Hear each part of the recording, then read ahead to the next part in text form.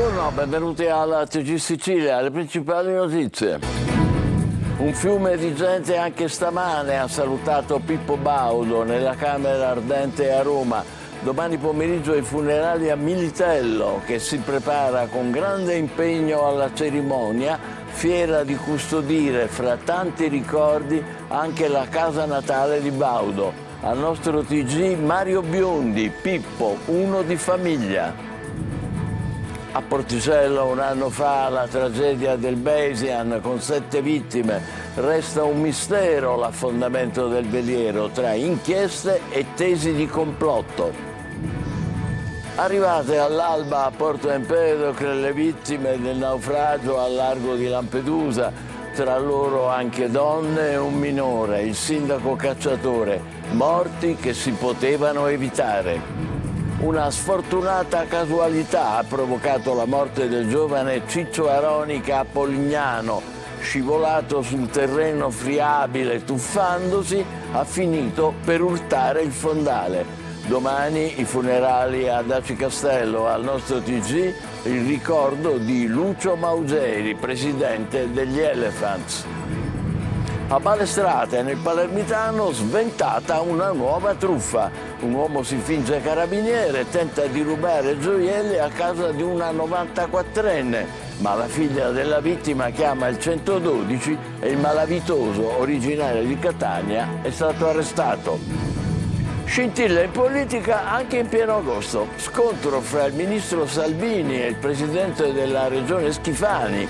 Pomo della discordia la nomina dell'ex europarlamentare Annalisa Tardino a commissario dell'autorità portuale di Palermo. In chiusura della calcio, dopo l'eliminazione in Coppa Italia, il Catania pensa al debutto in campionato contro il Foggia. Domani la ripresa degli allenamenti.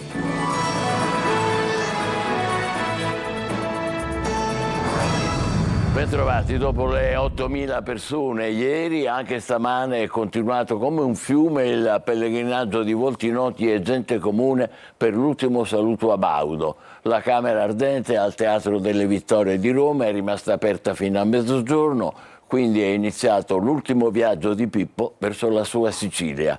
Domani alle 16 a Militello, nella chiesa Santa Maria della Stella, i funerali. Ci collegheremo tra poco con Militello, adesso le ultime da Desirée Ferlito.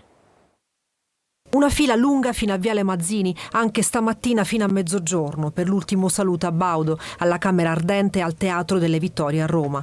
La prima ad arrivare è la figlia Tiziana, poco dopo Amadeus visibilmente commosso. Uno come Pippo Baudo dice è irripetibile. Pippo ha fatto la televisione, manca a chiunque, alla signora che lo ha visto in TV fino a qualche tempo fa e a noi che facciamo questo mestiere. E poi Michele Placido, Giorgio Panariello, Piero Chiambretti. Dopo le 8.000 persone di ieri è continuato come un fiume il pellegrinaggio di VIP e gente comune per l'ultimo saluto a Baudo. Ecco Gianni Morandi, perdo un amico, per lui ho solo parole d'affetto. E poi Fiorello, qualsiasi cosa si dica, Pippo è sempre un po' di più. Lo seguivo già dai tempi di Antenna Sicilia. La Camera Ardente è rimasta aperta fino alle 12, poi la salma è partita verso la sua Sicilia, dove saranno celebrati i funerali alle 16 alla chiesa Santa Maria della Stella a Militello, il paese in cui Pippo Baudo è nato e dove amava rifugiarsi per staccare la spina e riconnettersi con le sue origini siciliane. E adesso il ricordo di Baudo del cantautore catanese Mario Biondi. L'uomo di famiglia. Io andavo a casa sua, a casa del padre, dell'avvocato, con mio padre, 50 anni fa. Gli ho sempre mandato gli auguri di buon compleanno, mi ha sempre risposto. Mi ha sempre indicato cosa fare, molto spesso. Quando ho fatto successo, lui è stato uno dei primi a farmi i complimenti, a invitarmi poi a Sanremo l'anno stesso. Pippo, uno di famiglia. E adesso ci colleghiamo con Militello, luogo di nascita di Pippo Baudo. A te, Luca Ciliberti, in diretta. La Camera Ardente a Roma si è chiuso, adesso tutto si sposterà qui a Militello, paese natale di Pippo Baudo, che attende con emozione, con cordoglio il suo cittadino più illustre, il presentatore, il conduttore, il re della televisione italiana, che qui insomma diventava un militellese come gli altri. E noi siamo in questo momento davanti al municipio di Militello in Val di Catania, dove qui si stanno preparando le grandi operazioni per la giornata di domani, giornata in cui si celebreranno i funerali di Pippo Baudo nella chiesa della Madonna della Stella. Di pomeriggio alle 15:30 aprirà la chiesa per far sistemare chi potrà assistere appunto a questa cerimonia. Gli altri saranno e assisteranno in piazza con il maxi schermo. Di mattina invece un'altra Camera Ardente, quella intima, più intima della sua Militello, che saluterà appunto Pippo Baudo in chiesa dalle 9 fino all'1. Su questo insomma si stanno preparando ovviamente qui a Militello. Domani per tutta la giornata il sindaco proclamerà il lutto cittadino. Abbiamo sentito un po' di operatori comunali, il vice sindaco, il comandante dei vigili urbani per capire come stanno allestendo questo piano di sicurezza e viabilità. Ci stiamo organizzando ovviamente come un evento straordinario, è chiaro che siamo in contatto con la Questura, con la Prefettura di Catania, è già stato attivato il COC, un piano sanitario straordinario e ovviamente, capite bene per l'amore di persone che ci si aspetta, un piano di emergenza e un piano di sicurezza abbastanza importante. Si prevede delle temperature un po' altine, stiamo prevedendo anche dei punti di ristoro con dell'acqua. Allora, il corteo funebre, l'arrivo dei convenuti attraverserà tutta la via Umberto, che è la strada della via Umberto I, che è la strada principale che attraversa tutto il nostro centro storico. Il primo filtraggio avverrà all'altezza dell'incrocio tra la via Umberto e la via 20 settembre e via della Regina Margherita. Poi proseguendo avanti, andando verso Piazza Municipio, qua il filtraggio diventa molto più consistente. I sbarramenti saranno: il primo all'altezza della discesa San Domenico, troveremo uno sbarramento qua con del personale, con del contapersone, quel personale qualificato. Attraverso delle transenne si creerà un corridoio per accedere alla chiesa senza sostare all'interno della chiesa, ma faranno l'estremo saluto e riusciranno per defluire non più dalla via Umberto ma verso la via Baldanza. Dalle 15:30 in poi invece l'accesso verrà fatto solo degli parenti, i convenuti, quelli un po' più invitati. Il pubblico sosterrà sul piazzale antistante il sagrato della chiesa, verrà tutto transennato, quindi potranno solo assistere. Lì viene collocato anche uno schermo gigante dove poter assistere le esequie all'interno della chiesa. Militello, dicevamo, si prepara a questa grande giornata, ovviamente intensa. La Regione ha potenziato anche il servizio dei pullman per raggiungere Militello. Si prevede insomma una grande affluenza, oltre agli invitati della famiglia ci saranno immancabili le troupe di tutti i giornalisti d'Italia, ci saranno ovviamente tantissimi curiosi, le istituzioni, insomma, e chi ha voluto bene a Pippo Baudo. Pensate, qui tutte le strutture ricettive in zona sono praticamente esaurite. Ieri c'è stata la festa del Santo Patrono. Normalmente ci dicono qui da Militello che le stanze vengono liberate già da oggi, invece molti hanno voluto prolungare la loro permanenza proprio per assistere ai funerali di Pippo Baudo. Michele, prima di andare a vedere insomma la casa, una curiosità, la casa dove è nata Pippo Baudo, proprio qui nel centro del paese, nel centro di Militello, ti faccio vedere un'altra curiosità che appartiene alla giovinezza di Pippo Baudo, una pagella scolastica della prima media, una pagella del 1947 con i voti che lo stesso Pippo Baudo insomma riusciva ad ottenere a scuola. Non sono voti altissimi, però insomma ci restituiscono l'umanità di un personaggio che qui a Militello ovviamente resta e resterà una celebrità. Allora mandiamo il servizio realizzato nella casa natale di Pippo Baudo e poi la linea può tornare allo studio. Qui è nato Pippo Baudo. È nato Pippo Baudo, esatto. Questo è il salotto che è nella parte dell'ingresso della casa. E qui sicuramente il papà di Pippo, che era avvocato, riceveva i suoi clienti e lui si vedeva il papà che lavorava e il papà voleva e gli stradava appunto il percorso perché voleva che facesse il notaio. Solo che Pippo si è laureato in giurisprudenza ma il notaio non l'ha fatto e meno male. Questa casa, diciamo, è in uno dei palazzi, diciamo, più importanti del paese perché si trova vicino alla piazza principale. E la casa come è composta? Ce la racconti lei? Certo, la casa è molto centrale, è uno dei palazzi più importanti del paese, storicamente è stato ricostruita come Palazzo Ciannaca e quindi all'epoca loro avevano questa casa in affitto appunto perché è molto centrale e serviva al padre per la sua professione. La casa è grande, c'è l'altra stanza che c'è la sala da pranzo e poi c'è la camera da letto dove la signora aveva le doglie 89 anni fa e c'è stata qua la levatrice che ha fatto nascere Pippo Baudo. Adesso le altre notizie del nostro telegiornale. Un anno fa la tragedia del Besian, il lussuoso veliero affondato a Porticello, 7 le vittime, tra gli indagati dalla Procura di Termini Imerese resta il mistero tra inchieste, tesi di complotto, fatalismo e scontri sui risarcimenti milionari. Tonino De Manna. Un anno fa il naufragio del Besian, per una tragedia che ha ancora molti punti oscuri, tra inchieste, tesi di complotti, fatalismo e scontri sui risarcimenti milionari. Saranno 7 in tutto le vittime. Il primo corpo ad essere stato recuperato poche ore dopo il naufragio è stato quello di Recaldo Thomas, il cuoco di bordo. Solo nei giorni successivi, invece, sono stati recuperati i cadaveri di Mike Link, tycoon britannico e proprietario dello yacht, di Jonathan Bloomer, presidente di Morgan Stanley International, e di sua moglie Judith, di Chris Morvillo, avvocato, e della moglie di quest'ultimo, Neda. L'ultimo corpo è stato individuato il 23 agosto, è quello della figlia di Lynch, Annak, 17 anni. Ad indagare sul naufragio è la procura di Termini Imerese, in quel momento guidata da Ambrogio Cartosio, andato di recente in pensione. Era la sera del 19 agosto 2024 quando la pioggia e forti raffiche di vento a Porticello, località balneare tra Casteldaccio e Bagheria, sorprendono l'equipaggio del veliero con un unico albero alto circa 75 metri, il più alto al mondo. La barca si trova in un frullatore di correnti ascensionali e discensionali a velocità elevatissime.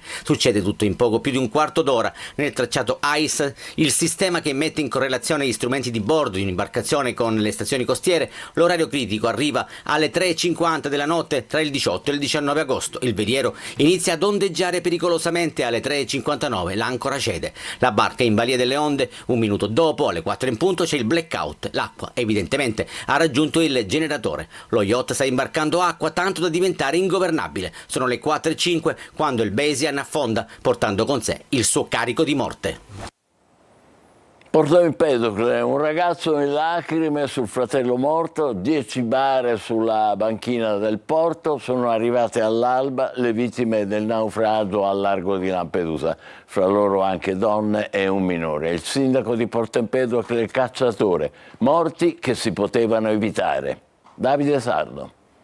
Un ragazzo con il capo chinato, il pianto disperato sulla bara del fratello. È l'immagine che ha segnato l'alba a Porto Empedocle, dove 10 bare sono state schierate sulla banchina dopo il naufragio di mercoledì scorso al largo di Lampedusa. Tra le vittime anche donne e un minore. Scene di disperazione durante la cerimonia religiosa islamica, con i sopravvissuti che hanno voluto dare l'ultimo saluto ai loro cari.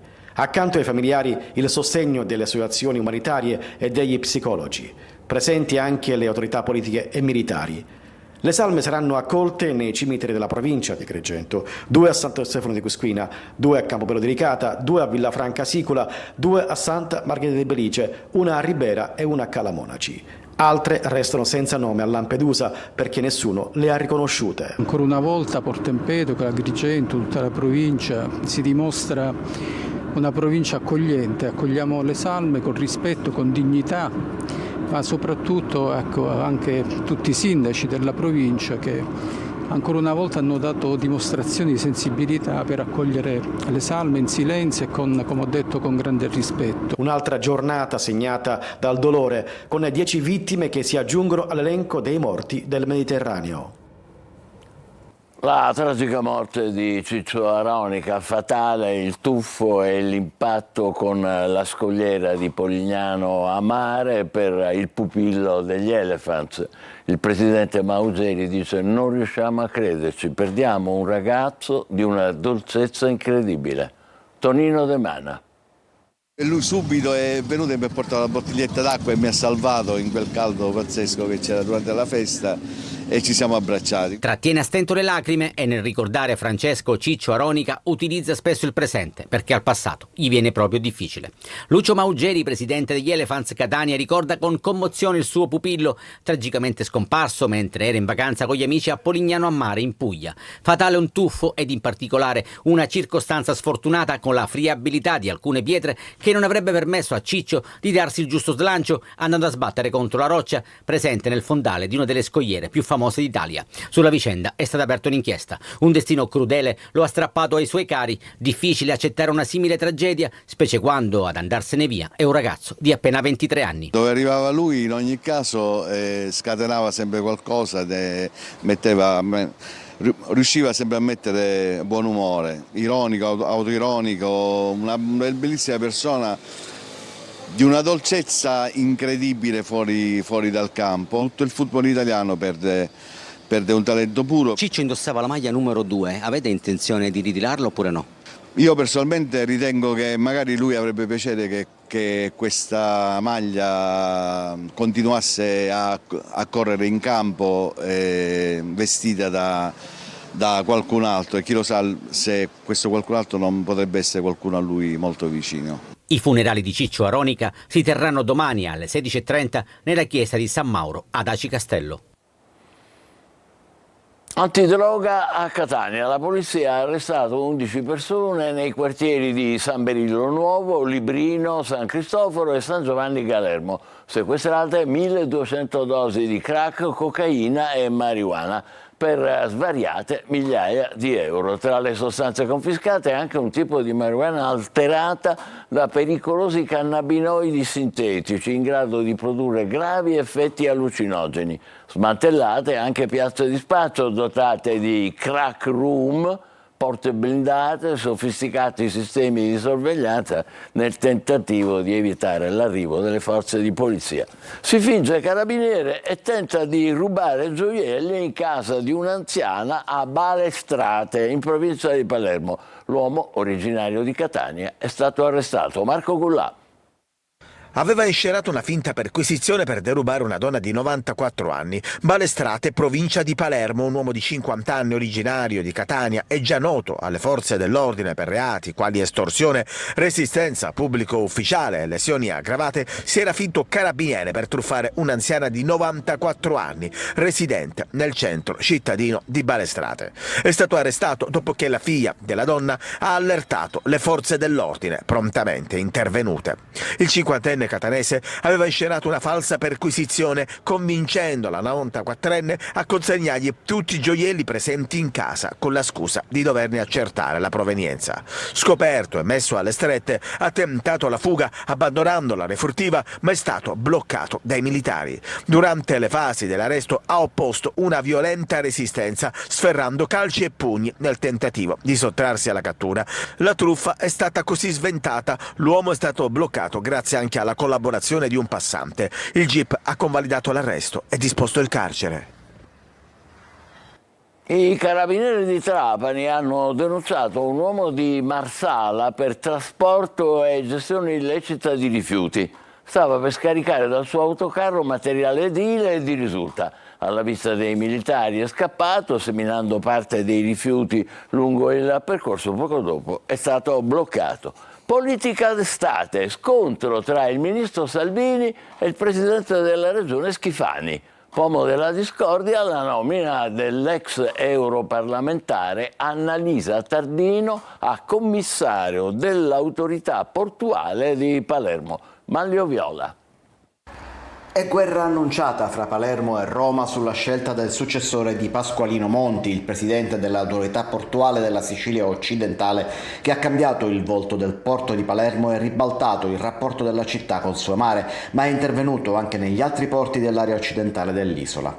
Ieri l'annuncio da parte dell'ex segretario della Lega in Sicilia ed ex europarlamentare Annalisa Tardino di aver ricevuto la nomina a commissario dell'autorità portuale, dove Monti non può restare per raggiunti limiti di permanenza. Ma il presidente della regione Renato Schifani annuncia ricorso al TAR contro questa scelta, o meglio lo fanno fonti di Palazzo d'Orleans. Proprio da Palazzo d'Orleans sono due i motivi addotti: da una parte la mancata concertazione, ovvero il fatto che il ministro abbia proceduto alla nomina senza il parere positivo di Palermo, dall'altro la mancanza dei titoli necessari. La Tardino non sarebbe nominabile sia per carenza di specifica esperienza e qualifica professionale, sia perché non sono passati 2 anni da quando ha ricoperto il ruolo di europarlamentare.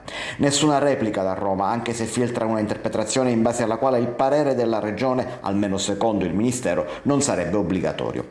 Ma a parte le questioni tecniche, l'opposizione di Schifani ha anche motivi politici. Il presidente vorrebbe che quel posto fosse ricoperto da Luca Lupi, di fatto il successore naturale di Monti, avendo lavorato al suo fianco. Una questione non di appartenenza politica, visto che Lupi non è vicino a Forza Italia né alla Lega, piuttosto una questione di competenza necessaria per completare le opere avviate da Monti e attualmente in corso. Uno scontro che Schifani aveva già annunciato mesi addietro, dicendo chiaramente che non avrebbe dato l'assenso né alla Tardino né a Francesco Scoma, azzurro ma anche lui non in possesso dei requisiti necessari secondo Palazzo d'Orleans. Questo a Palermo. A Messina, primo tavolo permanente sul ponte convocato dal sindaco Basile con le forze sociali, economiche e produttive della città. Si vuole capire quale sarà l'impatto della gigantesca infrastruttura sulla città. Francesco Triolo. L'obiettivo è quello di governare un decennio di grandi cantieri che cambieranno Messina. Per farlo però occorrerà assumere un ruolo da protagonista. Il cosiddetto tavolo permanente ponte, convocato per oggi dal sindaco Basile, ha proprio questo obiettivo, guardando ai prossimi 10 anni. Nel Salone delle Bandiere di Palazzo Zanca si sono presentati tutti o quasi quelli che dovrebbero rappresentare i portatori di interesse della città. Il sindaco ha invitato costruttori, Sicindustria, rappresentanti artigiani, organizzazioni di categoria, Confcommercio, Confesergenti, sindacati, ordini professionali, da ingegneri ad avvocati, a geologi, architetti, e l'università, che dovrà avere un ruolo di primo piano nella programmazione e nello studio dell'impatto del ponte. Un'opera che cambierà il volto del territorio, ma anche il ruolo di Messina e della Sicilia nel Mediterraneo, come ha detto il sottosegretario e coordinatore del CIPES Alessandro Morelli.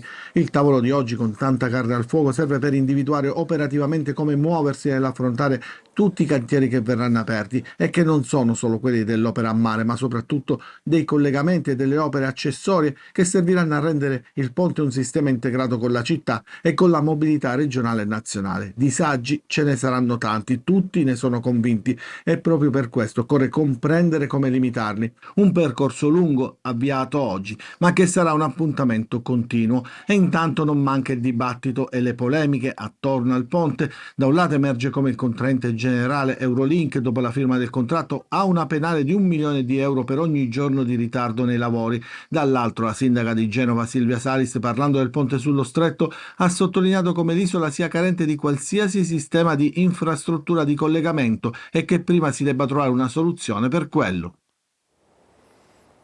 Adesso chiudiamo la prima parte del giornale, cui seguirà come sempre il calcio, con un bellissimo video inedito di Baudo, che ha postato poche ore fa Ether Parisi. È un faccia a faccia rilassato con il grande conduttore, in cui la showgirl accompagna Pippo in toccanti e inedite considerazioni, quasi un testamento. Ascoltiamo. Dappertutto c'è una litigiosità, una specie di odio dell'uomo contro l'altro, e c'è un'economia mondiale che è ricchissima, non può non pensare a quelli che non hanno. Un documento di una chiarezza impressionante. Ci fermiamo, tra poco il calcio con il Catania che pensa già al campionato. State con noi, vi aspetto.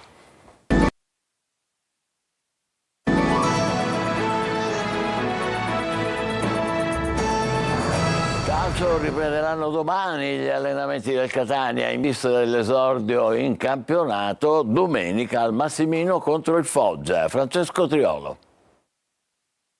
L'impatto con la prima gara che contava, quella di Coppa Italia a Crotone, non è stato quello che Mimmo Toscano voleva. Il tecnico lo ha spiegato anche a fine partita, adesso toccherà a lui farlo comprendere quotidianamente alla squadra nella fase di avvicinamento all'esordio in campionato.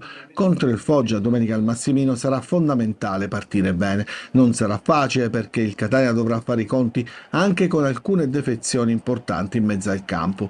Non ci sarà Acquaini, sul quale pende la squalifica di 4 giornate dopo Pescara Catania dello scorso anno. Non ci sarà Martic, che sconta il secondo turno in stop dopo l'espulsione rimediata nel girone A di Serie C con la maglia del Lecco. A questo occorre aggiungere che Di Tacchio non dovrebbe recuperare in tempo per la sfida contro i pugliesi, e allora Corbari e Aloi, che hanno fatto minutaggio nelle ultime settimane scendendo in campo nell'amichevole contro il Valletta e in Coppa Italia Serie C a Crotone, tutte e due potrebbero giocare dal primo minuto. Soluzioni che Toscano inizierà a provare da domani, quando riprenderanno gli allenamenti in sede. La squadra, infatti, dopo il match di domenica sera, si è allenata ieri a Crotone e oggi ha il giorno libero, con allenamenti che riprenderanno di mercoledì. 4 giorni per preparare l'esordio in campionato. Noi ci fermiamo qui, grazie, buon pomeriggio.